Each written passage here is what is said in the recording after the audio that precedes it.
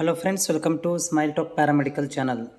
ಈ ವಿಡಿಯೋದಲ್ಲಿ 2024ನೇ ಸಾಲಿನ KCET ಬಗ್ಗೆ KEದವರು ಒಂದು ಕ್ಲೂವನ್ನು ಕೊಟ್ಟಿದ್ದಾರೆ. ಅಫಿಷಿಯಲ್ ವೆಬ್ಸೈಟಲ್ಲಿ ಅಲ್ಲ, ಅವರದೇ ಆದಂಥ ಟ್ವಿಟರ್ ಮೂಲಕ ತಮ್ಮ 2024ರಲ್ಲಿ KCET ಎಕ್ಸಾಮ್ ನಡೆಯುತ್ತೆ ಅನ್ನೋದ್ರ ಬಗ್ಗೆ ಮಾಹಿತಿಯನ್ನು ಕೊಟ್ಟಿದ್ದಾರೆ. ಈ KCET ನಮ್ಮ ಮೆಡಿಕಲ್ ವಿದ್ಯಾರ್ಥಿಗಳಿಗೆ ಏನು ಉಪಯೋಗ ಇದೆ ಅಂತಂದರೆ, KCET ಮುಖಾಂತರನೇ ಹೋದ ವರ್ಷದಿಂದ ಅಂದರೆ 2023ರಿಂದ BSc ನರ್ಸಿಂಗ್ ಗೋರ್ಮೆಂಟ್ ಕಾಲೇಜ್ಗಳಲ್ಲಿ ಗೋರ್ಮೆಂಟ್ ಸೀಟ್ಗಳನ್ನು ಪಡ್ಕೋಬೇಕು ಅಂತಂದರೆ KCET ಮುಖಾಂತರನೇ ಹೋಗಬೇಕು. ಸೊ ಅದಕ್ಕೆ ಸಂಬಂಧಿಸಿದಂತೆ ನಾನು ಕೂಡ ಮುಂದಿನ ದಿನಗಳಲ್ಲಿ ಅಪ್ಡೇಟ್ ಕೂಡ ಮಾಡ್ತೀನಿ. ಬಟ್ ಇವತ್ತೇನಂತಂದರೆ ಏನೆಲ್ಲ ಅದೊಂದು ಮಾಹಿತಿಯನ್ನು ಕೊಟ್ಟಿದ್ದಾರೆ ಅನ್ನೋದ್ರ ಬಗ್ಗೆ ಈ ಒಂದು ವಿಡಿಯೋದಲ್ಲಿ ತಿಳಿಸ್ಕೊಡ್ತೀನಿ. ವಿಡಿಯೋ ಪೂರ್ತಿಯಾಗಿ ನೋಡಿ.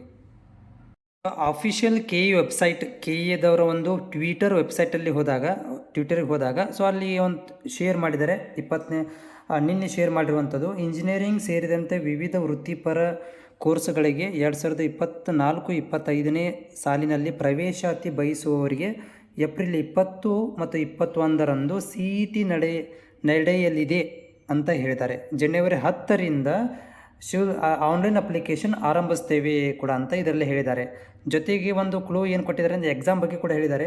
ಏಪ್ರಿಲ್ 20ಕ್ಕೆ ಜೀವಶಾಸ್ತ್ರ, ಗಣಿತ ಮತ್ತು 21ಕ್ಕೆ ಭೌತಶಾಸ್ತ್ರ ಮತ್ತು ರಸಾಯನಶಾಸ್ತ್ರ ಅಂದರೆ ಬಯಾಲಜಿ ಮತ್ತು ಮ್ಯಾಥ್ಸ್ 20ನೇ ತಾರೀಕಿಗೆ, ಆಮೇಲೆ ಕೆಮಿಸ್ಟ್ರಿ ಮತ್ತು ಫಿಸಿಕ್ಸ್ 21ನೇ ತಾರೀಕಿಗೆ ಎಕ್ಸಾಮ್ ನಡೆಸಲಾಗುತ್ತೆ.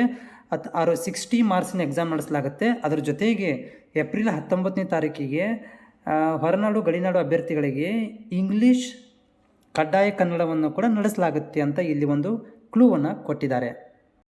ಈ ನೋಟಿಫಿಕೇಷನ್ ನಮ್ಮ BSc ನರ್ಸಿಂಗ್ ಮತ್ತು ಫಾರ್ಮಸಿ ಮಾಡುವಂಥ ಜೊತೆಗೆ ವಿವಿಧ ಬೇರೆ ಬೇರೆ ಅಗ್ರಿಕಲ್ಚರ್ ಸೈನ್ಸ್ ಮಾಡುವಂಥ ವಿದ್ಯಾರ್ಥಿಗಳಿಗೂ ಕೂಡ ಇದೊಂದು ಹೆಲ್ಪ್ಫುಲ್ ಆಗುತ್ತೆ. ಇಂಜಿನಿಯರಿಂಗ್ ಅಲ್ಲದೇನೂ ಕೂಡ ಸೊ ಪಶು science, veterinary science, BSc agri, BSc nursing, BSc pharmacy, AYUSH ಮಾಡುವಂಥ ಅಭ್ಯರ್ಥಿಗಳು ಕೂಡ ಇದು ಏಪ್ರಿಲ್ 20ರಿಂದ 21 ತಾರೀಕಿಗೆ ನಿಮಗೆ ಪ್ರವೇಶ ಪರೀಕ್ಷೆಗಳನ್ನು ಆರಂಭಿಸ್ತೇವೆ ಕೂಡ ಅಂತ ಆಫಿಷಿಯಲಿ ಕೂಡ ಹೇಳಿದ್ದಾರೆ.